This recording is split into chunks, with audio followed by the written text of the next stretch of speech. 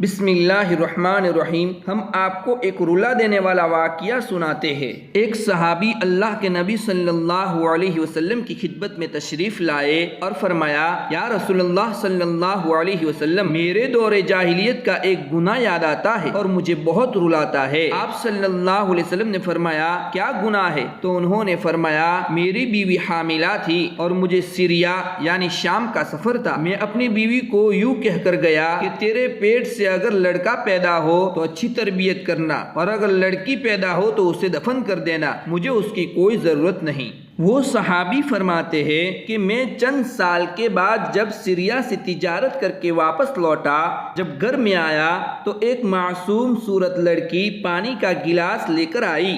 میں نے پانی پیا۔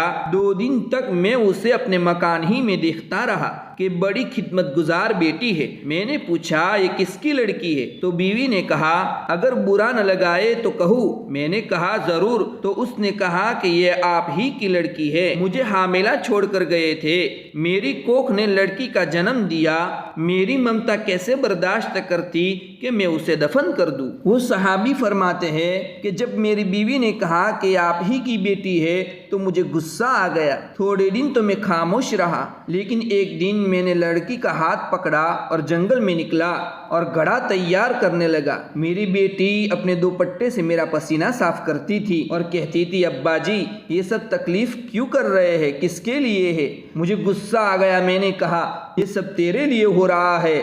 وہ بہت روئی اور کہنے لگی، میں آپ کو رسوا نہیں کروں گی، میں آپ کو ذلیل نہیں کروں گی، میں آپ کی عزت کو باقی رکھوں گی، آپ مجھے جینے دیجیے۔ میں نے اپنی بیٹی کی ایک نہیں سنی اور میں نے اس کو قبر میں اتار دیا۔ اللہ کے حبیب صلی اللہ علیہ وسلم نہ معلوم کتنا تڑپ تڑپ کر اس کی روح نکلی۔ یہ واقعہ مجھے یاد آتا ہے اور میں بہت روتا ہوں۔ اللہ کے نبی صلی اللہ علیہ وسلم کی آنکھوں سے بھی آنسو گرنے لگے۔ آپ بھی رو پڑے اور فرمایا، پھر کبھی آ جانا۔ وہ صحابی فرماتے ہیں، جب دوسری مرتبہ میں آپ کے پاس گیا تو آپ نے فرمایا، الاسلام یہدم ما کان قبلہ، اسلام نے تمہارے اگلے سارے گناہوں کو معاف کر دیا۔ اسلام لانا یہ بھی ایک توبہ ہے، اس توبہ سے بھی اللہ کفر کو معاف کر دیتا ہے، تو اللہ نے آپ کے اس گناہ کو بھی معاف کر دیا ہے۔ تو اللہ توبہ سے بڑے بڑے گناہ معاف فرما دیتا ہے، تو ہم چاہیے کہ اپنی زندگی میں توبہ کو لازم پکڑے۔